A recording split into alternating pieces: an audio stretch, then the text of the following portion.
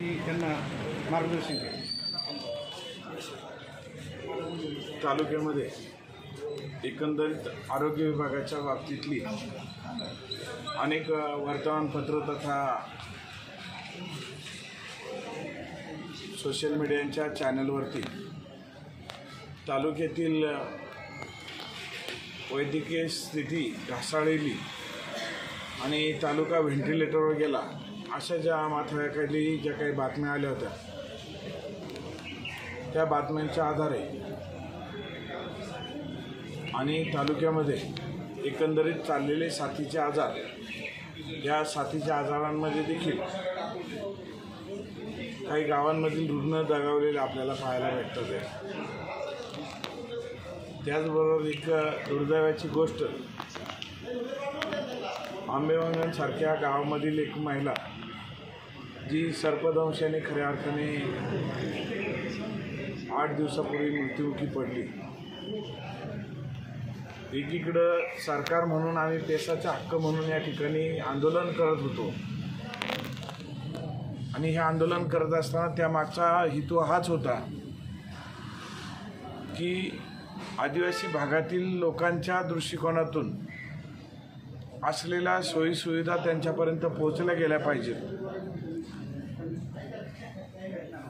त्याचबरोबरीने तालुक्यामध्ये इतरही ठिकाणी मग साथीच्या आजारामध्ये गणोऱ्यासारखं ठिकाण असू द्या, देवठणसारखं ठिकाण असू द्या, इथं साथीच्या आजाराने काही रुग्ण दगावले।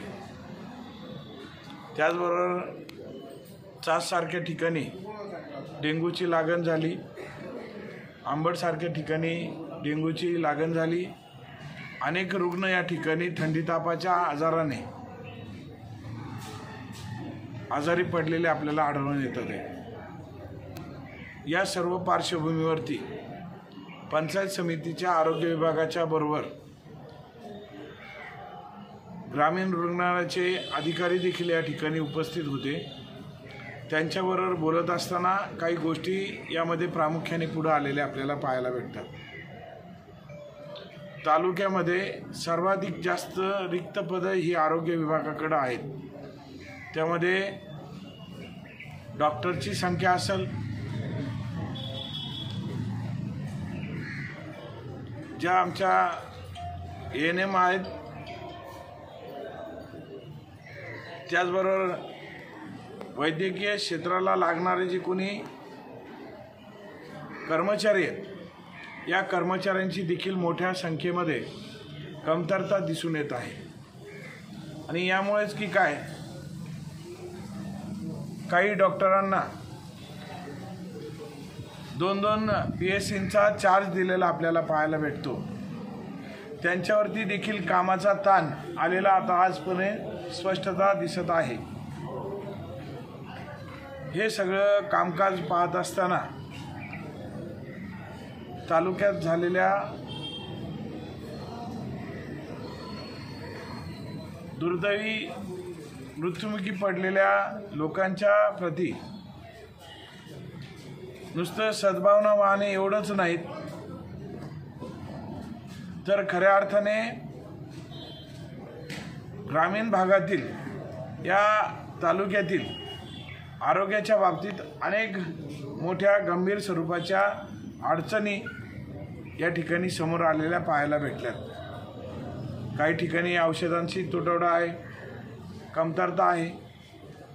जे काही अधिकारी शासनाकडून नेमलेले पाहायला भेटतात ते काही कार्यरत दिसतात आहेत, परंतु इतर ठिकाणी त्यांना सेवावर्ग केलेला आपल्याला पाहायला भेटतंय। या सर्व प्रकरणामुळं तालुक्यातील आरोग्य व्यवस्थेवरती मोठा ताण आलेला आपल्याला पाहायला भेटतोय। आणि यामुळेच की काय,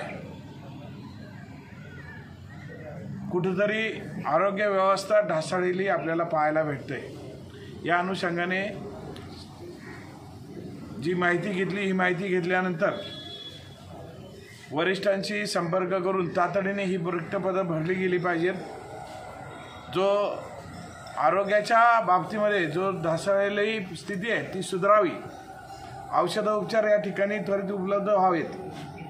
त्याचबरोबरीने या ठिकाणी जे डॉक्टर्स कमतरता आहे ते डॉक्टर्स तातडीने या ठिकाणी द्यावेत। या तालुक्यामध्ये जर आपण पाहिलं तर गेले महिनाभर अतिवृष्टीने खऱ्या अर्थाने हैराण झालेला आपला तालुका, एकीकडे अतिवृष्टी आहे, दुसरीकडं साथीचे आजार आहेत आणि अशा परिस्थितीमध्ये या विभागाकडं त्यांच्या ज्या काही अडचणी आहेत या अडचणी समजून घ्यायला कोणीच पुढं आलेलं दिसून येत नाही। आज आरोग्य विभागाशी बोलत असताना त्यांच्या अडीअडचणी आहेत त्या समजून घेतल्या। लागणारा औषधांचा कमी जो असलेला पुरवठा असेल त्या संदर्भातला सुरळीत करावा। त्याचबरोबर सर्पदंशाच्या सर्व लसी सर्वच PSC अंतर्गत या ठिकाणी उपलब्ध झाल्या पाहिजेत। नवे तर पुरेसा साठा त्या ठिकाणी उपलब्ध असला पाहिजे। त्याचबरोबर या ठिकाणी कुत्रे चावणे, पिसाळलेलं कुत्रं चावणे या सर्व बाबींच्या लसी देखील त्या ठिकाणी उपलब्ध असल्या पाहिजे। या संदर्भातल्या BDO साहेब, त्याचबरोबर तालुका वैद्यकीय अधिकारी शेटे साहेब, सर्वच PSCचे डॉक्टर्स यांच्याबरोबर ही बैठक झाली। या बैठकीमध्ये त्यांनी देखील ज्या कमतरता आहेत त्या कमतरता सुधारून घेऊन येत्या 2 दिवसामध्ये ज्या काही तुटवडा असेल तर तो तुटवडा जिल्हा परिषदेच्या आरोग्य विभागाकडून लागणारे औषधं या ठिकाणी उपलब्ध होतील। नव्हे तर काही ठिकाणी उपलब्ध आहेत, ज्या ठिकाणी कमतरता असेल त्या ठिकाणी उपलब्ध करून घ्यावेत हे देखील आदेश करण्यात आले। आणि मला या ठिकाणी आज असं वाटतंय की आजच्या बैठकीनंतर पंचायत समिती अकोल्याच्या अंतर्गत असणारे PSC सेंटर, सब सेंटर, ज्या ठिकाणी आपल्या ज्या सब सेंटर या ठिकाणी नर्स म्हणून काम करणाऱ्या महिला भगिनी आहेत त्या देखील काही ठिकाणी आहेत, काही ठिकाणी दिलेल्या नाहीत, काही ठिकाणी कार्यरत नाहीत किंवा काही असतील तर त्यांना सेवावर्ग दुसरीकडे कुठं दिलेले आहेत। अशा सर्व ज्या काही गोष्टी आहेत त्या गोष्टी सध्या सेवावर्ग झालेल्या असतील तर त्यांना मूळ पदावरती त्या ठिकाणी आणावं। ज्या ठिकाणी गैरसोय असेल ती त्या ठिकाणी लोकांच्या सोयीसाठी त्या ठिकाणी ते कर्मचारी उपलब्ध करून द्यावं।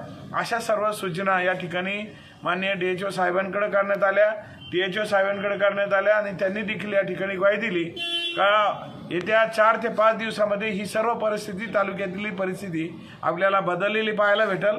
ज्या ज्या गावांमध्ये संसर्गजन्य आजार चालू आहेत त्या गावांमध्ये फवारणी असेल, औषध फवारणी असेल किंवा त्या गावांमधील घ्यावयाची काळजी असेल आणि त्याचबरोबर त्या गावामध्ये कॅम्प घेऊन सर्व गावकऱ्यांची आरोग्याची तपासणी करायचं काम येत्या 4 ते 5 दिवसामध्ये पूर्ण होईल असं मला त्यांनी आज या ठिकाणी खात्री दिलेली आहे। निश्चितपणाने या माध्यमातून जी 5 दिवसाची त्यांनी खात्री दिलेली आहे या 5 दिवसाच्या खात्रीमध्ये आपलं पंचायत समितीचं आरोग्य विभाग 100% काम करेल अशी मला आशा आहे। आणि त्या ठिकाणी त्यांना हे सांगितलं आहे की जर याच्यामध्ये काही कमतरता आढळून आली किंवा पुन्हा एकदा काहीतरी कमतरता आढळून आली तर संबंधित लोकांना जनतेच्या न्यायालयामध्ये जाऊन त्या ठिकाणी जनतेच्या दरबारामध्ये जाऊन ही दाद आणि हा प्रश्न त्या गावातील लोकांसमोर मांडायचं काम होईल, वरिष्ठांकडे मांडायचं काम होईल। उद्याला जर काही कारवाई प्रस्तावित झाली तर त्या कारवाईला संबंधित दोषी अधिकारी या ठिकाणी राहतील या पद्धतीच्या सूचना देखील सांगण्यात आल्या।